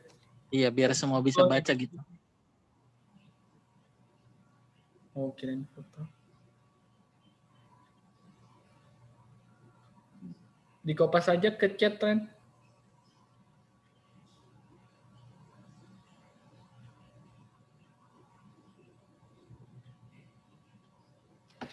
Oke, sambil aku tulisin deh.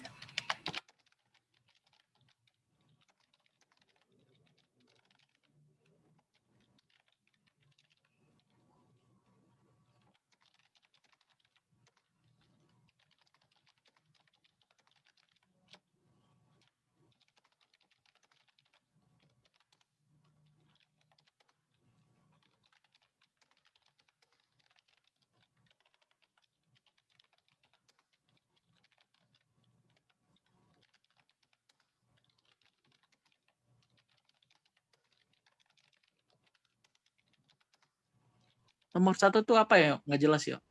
Tritunggal itu Iren, aku ngopi dari grup aja. bersifat bersirat. Mungkin tersirat kali ya.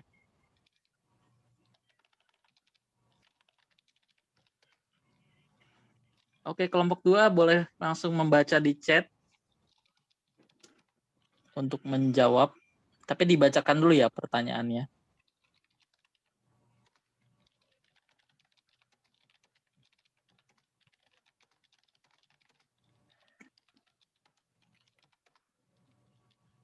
Oke.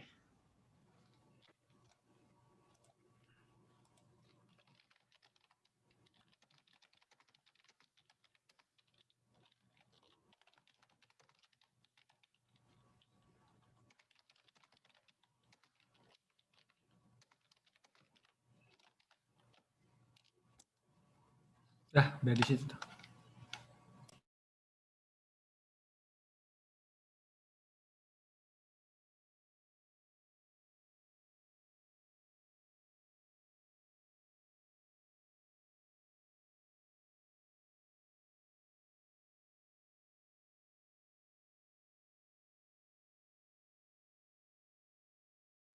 Mungkin aku jawab yang soal Pancasila ya, Bro.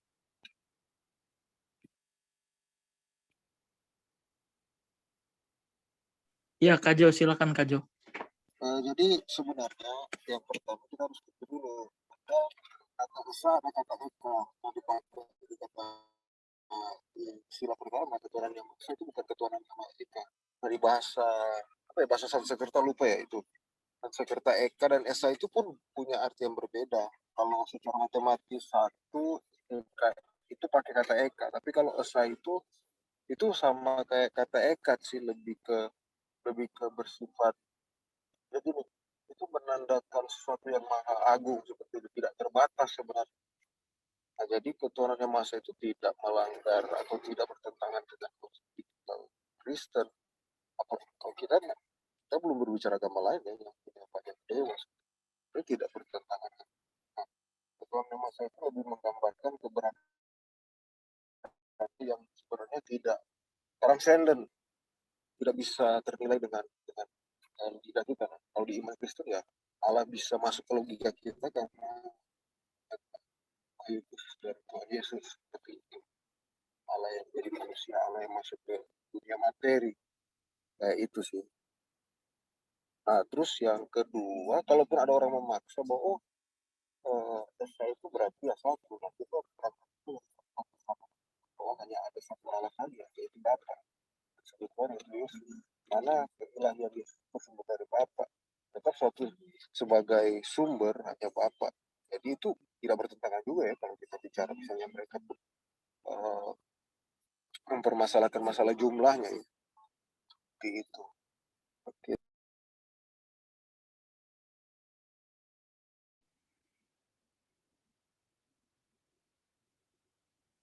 Oke, yang lain teman-teman dari kelompok 2?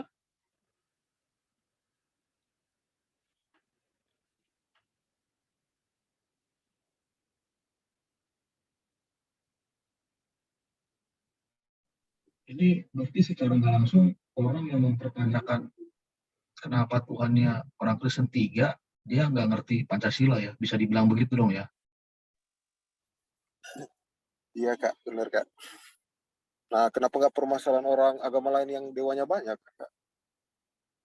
Apalagi sekarang kan udah diakui kayak agama-agama penghayatan gitu, yang kayak di Minahasa aja, kita di Minahasa ini ya dewanya ada banyak.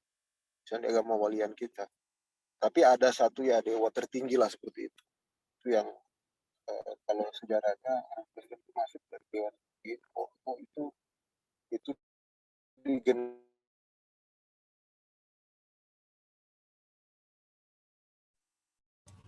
Mungkin dipermasalahkan karena kita tuh sama-sama agama samawi kan, agama dari atas gitu.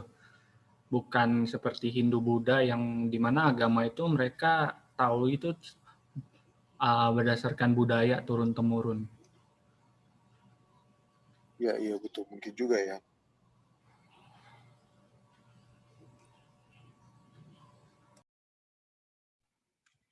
Mungkin pertanyaan lainnya bisa dijawab. Waktunya 2 menit lagi. Singkat saja. Halo, aku izin jawab untuk yang nomor 1 deh. Kan Tritunggal itu bersifat bersirat, kenapa hal itu bisa bikin pecah? Nah mungkin ya ini kan juga mungkin udah sering ada pembahasannya juga gitu kalau lagi ngobrol-ngobrol juga. Itu sih terjadi sih karena membela doktrin, dan doktrin tersebut itu yang diomong itu cuman kita ngebahas premis-premis doang tanpa implikasi atau aplikasinya gitu. Dan itu dianggap oleh mereka itu adalah sebagai hal yang mutlak gitu. Nah, jadi kayak membela justru semakin dirumuskan, semakin premisnya dirumuskan lagi.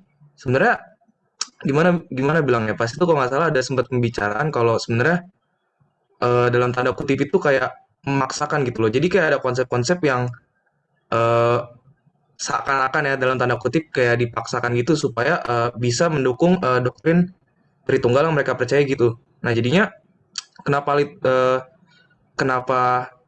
pecah ya karena mempertahankan kebenaran versi mereka sendiri gitu.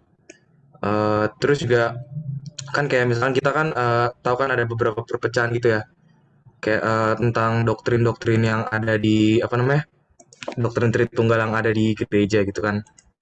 Dan itu kita bisa lihat di sejarah gereja gitu. Kayak misalkan kan di Konsil Nisaya kan itu kan membahas tentang kayak ngeputusin gitu tentang ajaran Tritunggal itu kan pasti kan ada halnya gitu. Pasti kan ada perbedaan-perbedaan gitu, makanya perlu diluruskan gitu dalam konsili tersebut. Nah, terus sebenarnya kalau yang kedua nih, kenapa Tuhan mengizinkan perpecahan konsep Tritunggal terjadi? Eh Gimana bilang ya? Kalau menurut aku sih, sebenarnya walaupun dengan adanya perbedaan tersebut, sebenarnya doktrin tersebut nggak dalam tanda kutip sih nggak bikin orang jadi jahat juga gitu.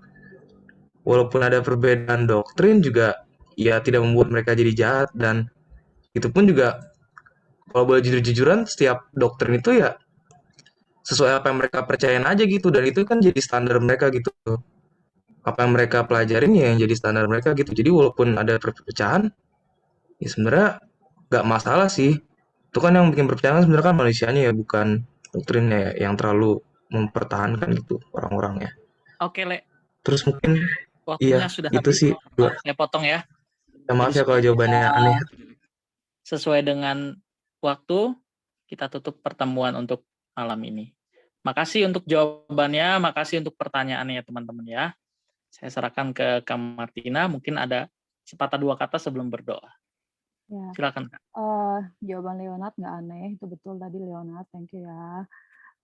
Jadi teman-teman, aduh keren banget ya kalian, banyak yang kritis dan semoga ini bisa menjadi pembelajaran ya. Dan yang penting kalian bisa menyampaikan kepada menti itu dengan bahasa yang mereka mengerti, gitu ya. sehingga tidak jatuh kepada pertengkaran itu tadi pertanyaan. Saya mau kasih istilah itu arogansi doktrinal sebenarnya.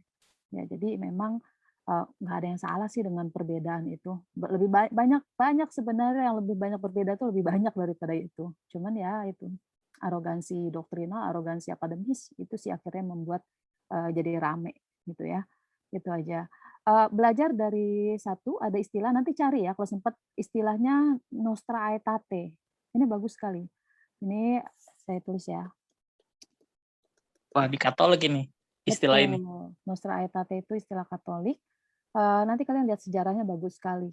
Bagaimana orang Yahudi minta kepada gereja Katolik, tolong dong hilangkan stigma kami sebagai pembunuh Allah. Itu bermula dari situ semua. Ya, jadi di situ kita bisa belajar bahwa perbedaan itu nggak boleh ditonjolkan. Dan kalau dalam ranah publik jangan angkat tentang doktrinal begitu, gitu maksudnya. Tapi lebih kepada bagaimana kita bisa bersinergi di dalam kasih Tuhan. Itu keren ya. Nanti cari aja. Oke. Kalau saya udah nggak 1-2 kata, Obed, nanti panjang kita tutup aja langsung dengan doa ya. Ya, makasih ya teman-teman buat malam hari ini. Kita ketemu lagi di minggu depan ya tentang kristologi dan mungkin kita bisa banyak diskusi juga ya. Oke, mari kita berdoa ya. Kami bersyukur Bapa buat malam hari ini kami banyak belajar. Kami boleh sama-sama dicerahkan, kami boleh sama-sama saling memberkati melalui diskusi pada malam hari ini. Bapa, tuntun kami untuk semakin mengenal Engkau, tuntun kami untuk semakin berusaha, semakin giat di dalam usaha kami untuk boleh hidup berkenan di hadapan-Mu. Bapa, Engkau memberkati setiap kami, juga teman-teman kami yang tidak bisa bersama dengan kami, dan secara khusus kami berdoa buat Mama Mertua Kogren untuk boleh Tuhan yang memulihkan seturut dengan kehendak-Mu. Kami menyerahkan malam hari kami ke dalam tangan-Mu, dan kami percaya sharing kami ini tidak akan berlalu sia-sia, tapi akan membawa kami semakin mengasihi Engkau dan mengasihi sesama kami. Di dalam nama Tuhan Yesus kami berdoa. Amin. Terima kasih.